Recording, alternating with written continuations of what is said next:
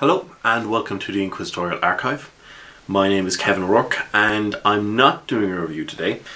I've only recently gotten Only War, but I ran my first session of today. So I'd like to let you know how that went.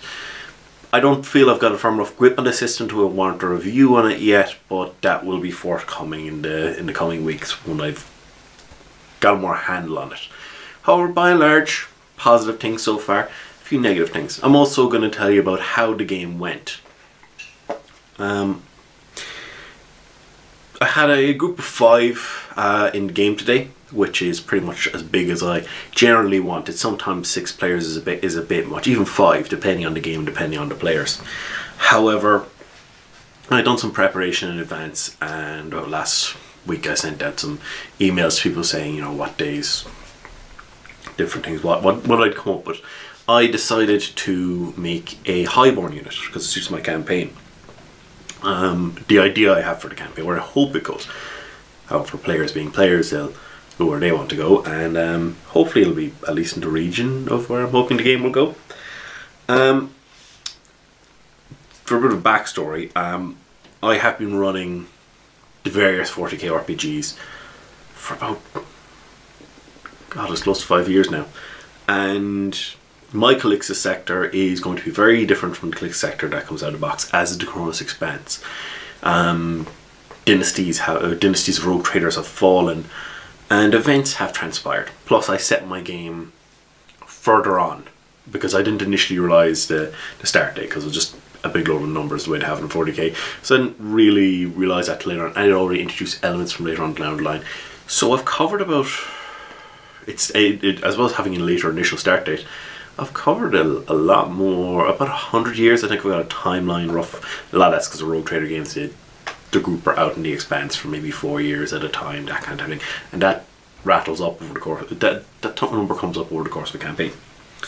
So I ran the first session. I came to the players today of, they're a Nobleborn unit from the world of Kinog, which is a world in the Calixis sector. It's a pleasure world, but I had, I couldn't find any references to it. Beyond just a simple it's a pleasure world. So I decided, right, I've got something here that's firmly the guys can point to on the map. There's Kinog, that's where we're from. I came up with that their culture had been greatly impacted of the world during the Angevin Crusade, which conquered the Calixis sector.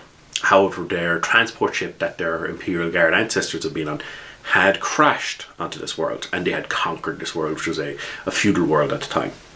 There's lots of Norse and Germanic influence, as well as medieval Japanese influence. The attire I described from was somewhere a combination between Mordian Iron Guard, Imperial Guard Regiment, and the Cadian armour, which you can see made plastic multi-part models. And I came to players with the notion that they were a highborn unit. The unit was freshly raised. Some of the high-up officers had been from a previous unit, but because of pressures applied by the Ministorum, a new regiment raised on their world. Although people could of course become members of PDF, it was seen as only their world would only provide the finest to the, over like the last 2,500 years. So they decided only the finest of their people will be sent, which of course means in their minds the nobility, because they're calling the shots. Only nobility are sent to fight the Emperor's wars at the highest of callings and such like this. Equipment wise, their unit was a highborn, it's a line unit, so lots of nobility. Quite well drilled for close quarters combat, as well as sniping. Well, not so much sniping, marksmanship, although one of the players is playing effectively a sniper. Now, in the system you have a few classes. There's a few basic guardsman grunt classes. There's the sergeant who's good at leading the guys. One of my players opted to be them. There's the weapon specialist who you can make a good close combat guy. You make a guy who's good at using good range weapons of varying kinds. 2 players went for that option. One of them being going for a sniper, because the unit's favoured weapon due to influences of the Divine Light of Solex, Adeptus Mechanicus faction, who are very like their laser technology. The 2 favoured specialist and heavy weapons are the long las and the las cannon. You can see their influence there in that. So one of the players went and made a sniper type character, or at least a marksman, and another player chose to go with a flamer. So we had a different approach there between the two of them, even though they were playing the same class. One of the other players decided to play a medic, which is another one of the grunts. Nobody went for the operator who's supposed to drive vehicles, things like that. Plus they're a line, you don't have a vehicle attached. I imagine if I went for mechanized infantry unit, we would have definitely seen at least one operator. Let's see now. We've got they have a tech priest who hasn't joined the group yet. He wasn't able to make it this week. He'll rarely be able to join. Medic, yes, we've got medic. The engines here. Oh, one of the players wants to play a commissar. Now I wasn't too keen on having commissar because I didn't want big out of character arguments about, well, the commissar has authority here because he's always outside the chain of command things. But the player quite wanted to play commissar, so I said, you know what, we'll see how it goes. I'm a bit nervous about it, but he's doing okay with commissar. Like, I haven't had any problems yet. He's playing more in the Caiaphas Cain kind of vein to it, although the class is more classic, iconic. Do what I say or I'll shoot you in the head commissar. I feel like I'm missing one of the characters. No, that's it. There's a heavy gunner class as well, but none of the players went for that. I would be more than happy for NCR. Obviously, I'm happy with Advanced Special. I would have been happy enough to have him in a Storm Preacher. No problem. Wasn't too keen on the commissar. Not too keen to Stormtrooper because why is there one Stormtrooper running around the squad? Not particularly my cup of tea. Just doesn't sit well in my head. Similar problem with ratlings, which are these halfling-like creatures like abhumans, and ogrins. I have no problem with it. Hey, let's all play a game of ogrins. That, you know, you can have a great fun game with that. But why is one attached to a squad, especially a highborn squad? So much. Plus, as I pointed out with the weapon specialist guy, if a ratling came into the game, it didn't matter if he was specialising as a sniper, the ratling would just do better than him. They're pure snipers. They don't have to try. He has to make an effort. They don't really particularly seem to have to try that much. But the group's characters that were there to us, Commissar Hannibal Barca, Trooper Takashi Jorgensen, Trooper Mir S. Blackthrone, Trooper Tannhauser, it's written in an unusual Nordic sort of fashion or Russian fashion, but it's pronounced love. It's not written that way, but it's pronounced love, I'm told. And then Sergeant Yoshiro Brander. I started the game off with the players being the players' units, because of line, they have full flak armor. They have 2 frag grenades each, 2 crack grenades each. They also have a Deadlight lasgun, which isn't in Only War. It's in Inquisitor's Handbook for Dark Heresy. However, I thought it'd be more characterful. It's like it's a one hell of a punch for a lasgun. But there was a cost for this, and you know it balances out. I put a rarity of rare on it because it's variable in Dark Heresy depending on what world. So I said rare because it shouldn't be more expensive than a hellgun or hotshot lasguns as they're called now. The game went pretty well. I started off initially with them. The regiment is freshly raised. They're on an Imperial Navy ship being transported to the war zone.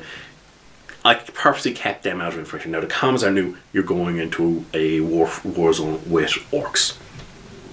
Now he did let this tip off to the sergeant, but despite the fact the commissar is playing a very friendly commissar, they don't know him yet. The sergeant was worried this was a test, so the sergeant says, I'm not telling the lads. I in no way want to get in trouble with the commissar. We're a freshly raised regiment.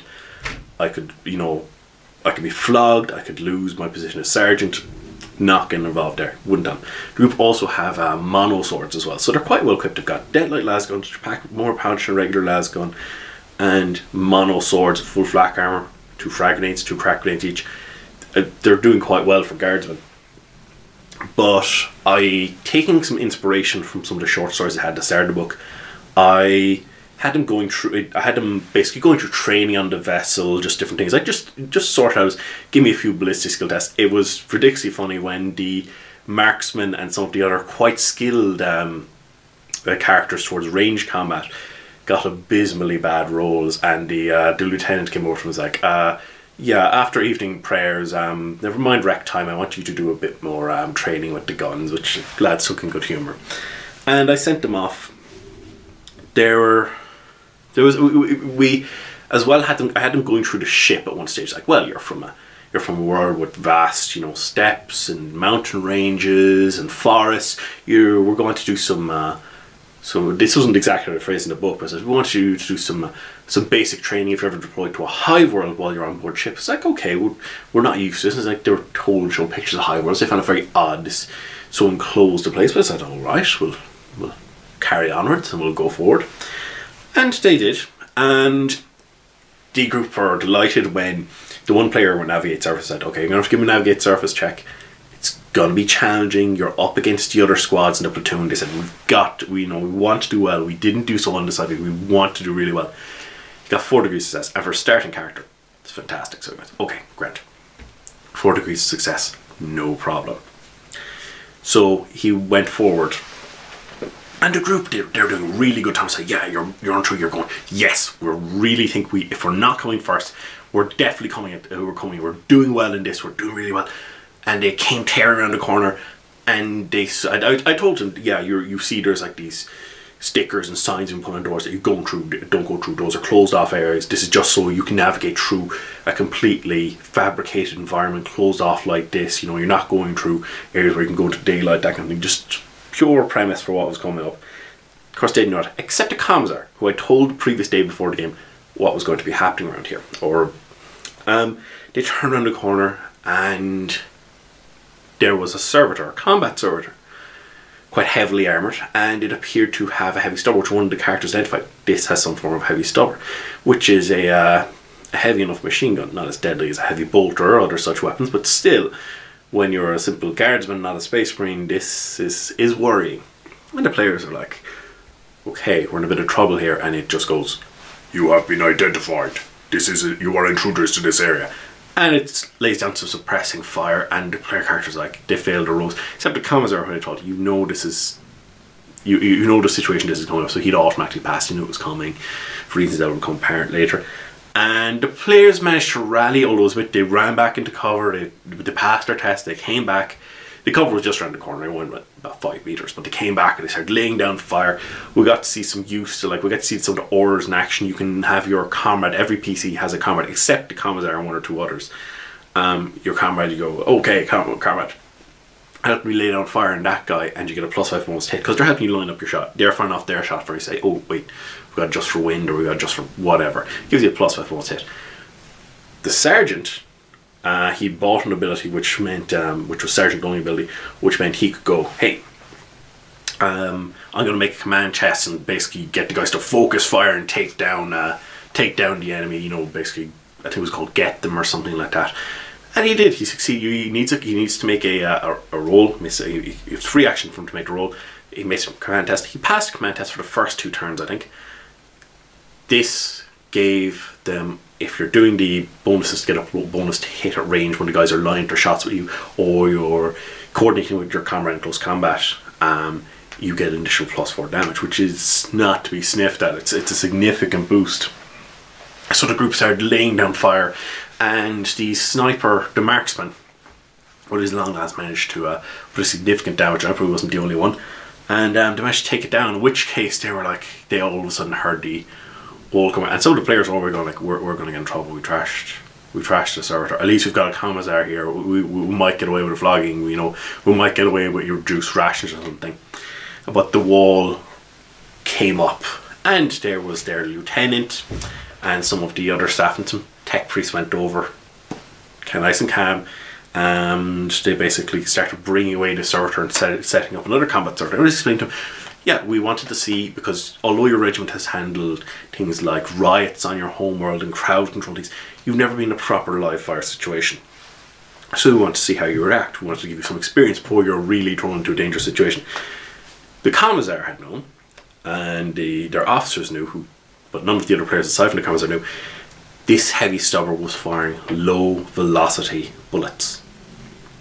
So what I decided was I just used a heavy stubber stat, except for I only had it do 1d10 plus 1 damage, which is a very small amount of damage, no penetration.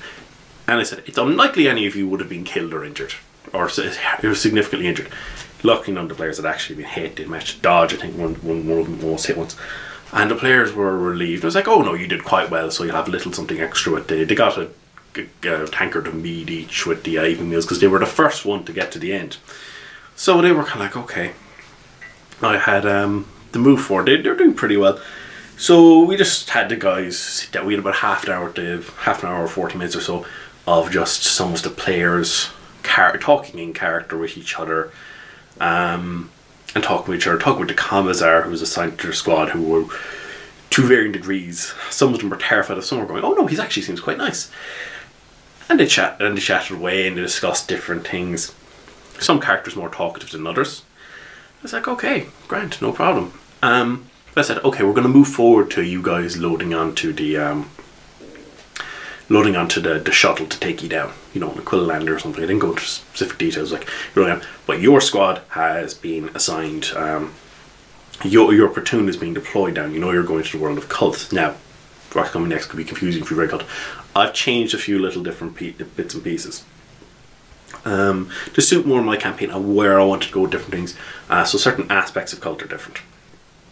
The squad was sent down. The platoon was going to be going down. Their company, in fact, was going to be going down to reinforce an area, a supply depot. And I was like, okay, fine. The group was going down, but their platoon was going down first. And they were behind the rear door because they had done relatively well in their training. They were given a position if they were going to be first out into the battlefield. Now, this is an augmented and changed version of the sample adventure at the back of the book, so there are spoilers. The first bit, nothing to do with the back of the book, but fear they're going on, and the guys were going down. Most of them really hadn't been shown so much. Commodore gave extra information because you used to, but they started, you know, the red lights going on after a while. There's a lot of turbulence, which wasn't turbulence, which the players suspected, but their characters failed, and they had a call from where the red lights came on. The pilot started speaking, and nobody passed their awareness check. Didn't know exactly what sense, which was they were coming in for a hot landing. In fact, the engine of the lander, unknown to the pilot, had been damaged. Was starting to smoke at this stage. They made an emergency landing. Hadn't quite gotten to depot, but were in a few, maybe 100 meters of it. And the players, PCs, were they were on dead to make. They had a chance of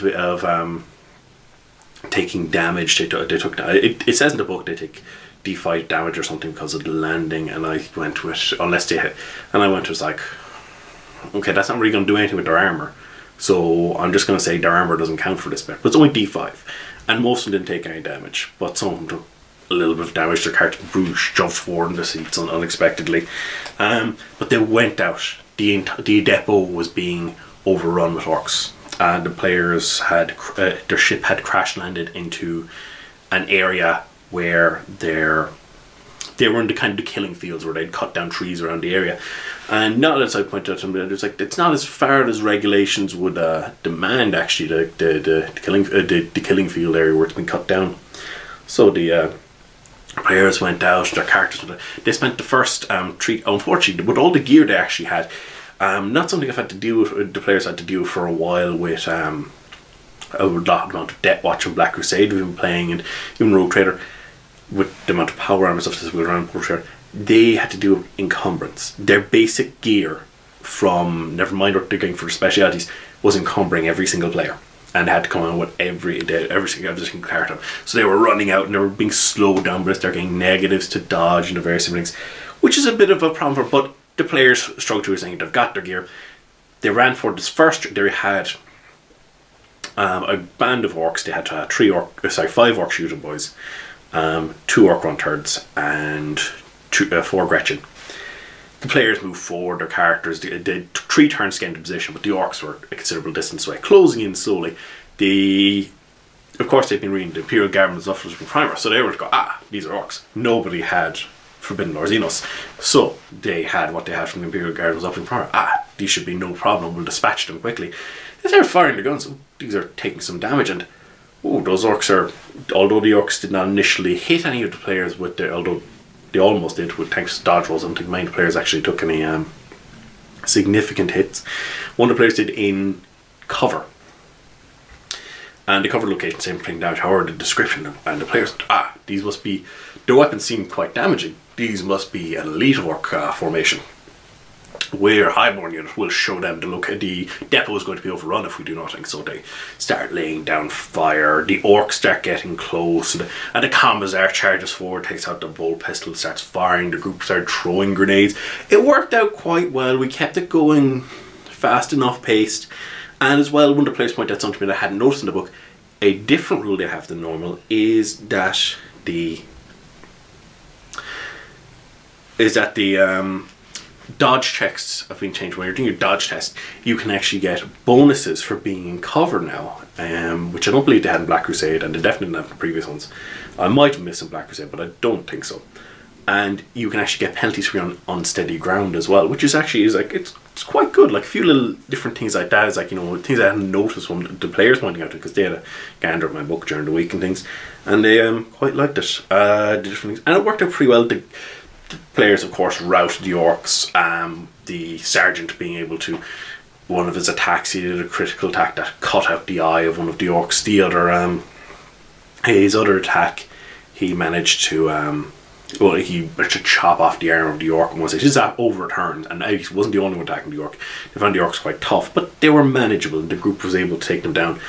And this guy's body I described, he was like, he just looks down and he goes, well, as his arm's been chopped off and his lifeblood looks to be spilling forth, the orc looks down, you know, with only one eye, and he goes, "That's not right," and he falls over the tree stump. And as the players go forward and they have to clean out the area, but because one of the players said, offhandedly said, "Oh, that was old one-eyed Morg, he'll be a recurring bad guy," I said, "Hey, that's not a bad idea. I'll have him in as a recurring bad guy."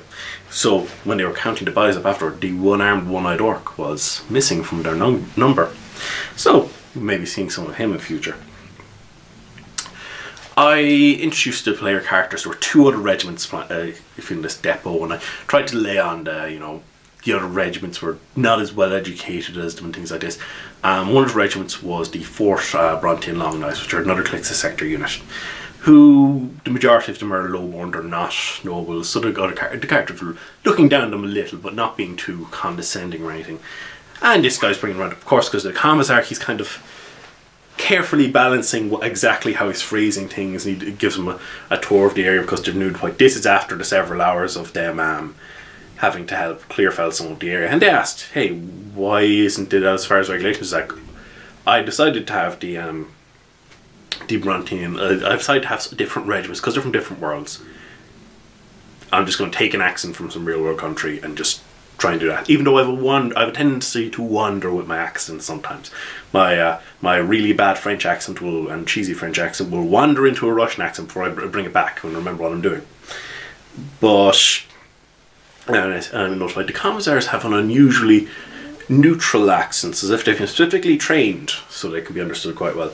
But I put on a very cheesy French accent, and they were being gathered around. This is the Manastratnan building. There is the vehicle pool, and being brought around. And yes, well, why is the killing field not as far as it should be by regulations? Ah, yes, of course. Well, we have the problems with the orcs, but there are also the terror cats, which are much harder to spot. Like, what? The terror cats. The what? The terror cats. Eventually, I understand, there's some kind of wildlife here, and I'd changed the setting so much so that this is on cult, and it's supposed to be a dead world normally, but I said I'm going to change it to cult, and that this particular small continent had become some rogue trader had decided, I like hunting wild animals, so I'll have this as my home away from home, where I'll unleash wild creatures and I'll hunt them. And of course the rogue trader was gone for many centuries, but the deadly animals remained. The player characters did pretty well. They talked and they saw some of the different things around the depot, until they were going. Their next day, they were given a mission. They are being sent out to secure a promethium refinery, and they're given this is what you're definitely going to need. They're being sent out. I was like, okay, Grant. They went and they tried to deal with the Department of Inquisitorial. There's a whole. What's actually fun is there's a whole table of, you might not get the equipment you're supposed to look for. You can't go complain to them, because by saying they're wrong, you're saying the Imperium's wrong. By saying the Imperium's wrong, you're saying the Emperor's wrong. So it's blasphemy. You can't basically say, hey, I asked for a pack of pencils and you've given me a pack of rubbers. It's like, no, you're wrong. The UK, you can get in trouble for actually asking them, even in theory at least. But the players got very lucky with the role, especially for starting it. They got very lucky with the role. They actually got lucky enough that they were given additional equipment on top. They were given a Chimera and a heavy bolter with 300 rounds of ammunition. The results said they got duplicates, so I said they got a second heavy bolter. Not any additional ammunition, but they got a second heavy bolter. It was like, okay, the guys didn't like this. The Commissar won't be there next week, but he said, I'll try my luck, I'll try and get a set of binoculars. And it's like, okay. He goes and he succeeds in the role. So also that you would roll up on this other, I'd roll up on this other table to see what piece of equipment, additional equipment you'd gotten. So it's like, oh well, you're a commissar, you're a member of the department and you're a Torum as well. So what I'm going to do for you is, here we've had a lot of casualties lately, so we don't need all these rations and supplies. So he gave him 50 meals worth of rations. They're really like that. I made sure to underline that the players had were getting, being no highborn units, were getting far better food. They were getting like jerky and dried out, you know, chicken and things like that, and powdered eggs and this stuff, whereas the Bronte and Long Knives were getting paste that they were mixing with some kind of ash-like substance for flavour apparently. So players didn't want to touch any of that stuff, so none of them touched it. It's like, okay. And as well 100 servings of recaf, which is coffee. So it's like, so he came, he's like, I won't be going with you on your next mission, as my duties lies elsewhere, but his parting gift to the group was all of these and the binoculars. Like, I think you'll find these useful. So he's winning some brownie points with the party so far. As well as this, I decided I wanted to I put in a third elements of a third regiment were at this supply depot. There was an area that was fenced off with barbed wire on top of the fences, and I described that there's a penal world, a penal unit, penal legionnaires. These guys were, and I made no qualms about the Bronte guys thought they were scum. The players got to see some of the stuff they did, and they were like, these guys are complete scum. Like the players, like, I have no hesitation if I'm in the field and one of them looks at me cross-eyed, I'll blow his head off. They're dissing like complete. I mean, I was really laying it on thick. We had fun. So we ended up with, because of time constraints, we ended up with the players getting ready to go out on their first mission. By and large, everyone had fun. We discovered, you know, some of the different rules worked quite well. I like the app they had. It's kind of like Black Crusade. They have an aptitude system, which your class gives you certain aptitudes, and sometimes your regiment give you aptitudes. So not the whole time. And depending on how many aptitudes you have that are linked to a ability, it can make it cheaper. So you can, every ability has 2 aptitudes linked to it. If you have both of them, it's quite cheap. If you have one of them, it's cheap enough. If you have none of them, then it's quite expensive. And there's tiers to the talents, and it works out like this. It actually works out quite well once more, and the players seem quite happy with it so far, and they're getting into their characters. So perhaps I'll tell you about what happens next time, especially because we haven't touched much of those fiendish penal world guardsmen. Quite liking the game so far. The players are having fun, I'm having fun. I've had ideas about different ways you could run Only War. You've got rules for armoured regiments, various different things. You could even do, one idea I had was doing a siege infantry regiment and have the players somewhat like Blackadder Goes Forth, the World War I based one, and not have very much combat at all, just really lay on thick the horribleness of Warhammer 40,000, and the players, of course, the characters, trying to get out of getting sent on that next mission which will kill them, or if they do, he said that you could easily run an Only War game if you wanted, without any combat, and just, you could have fun. But like I said, this isn't a review, but the review will be coming once I have more of a grasp over just a few little bits in the rules, as I said there, and things that I'm impressed with. One thing I'm not impressed with actually was there's standard gear that every regiment gets, plus the units standard gear that unit gets, depending on what options the regiment has taken. Not everything is actually listed in the equipment section, or its weight, which is annoying. Because I have a copy of the Inquisitor's Handbook, I actually was able to get weights out of that and a bit more description. It's like they don't have anything more for the rucksack, and I actually spent time looking through the the tools sections and the various other things, and going like, why is this not here? It's like, surely you should just have them at the end and say, yeah, these are mostly for flavour, we're not putting them in with the rules or whatever. It's like, look, they've got them there. Some of the stuff, like 2 weeks worth of rations, like this is, you know, all the food you're going to need in a day.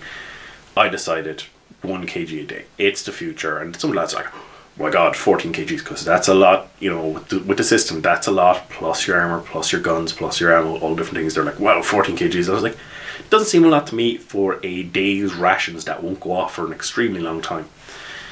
But hopefully this gives you a bit more of an insight. The Only War review will be upcoming once I've got a better grasp of things. But I'll see you again.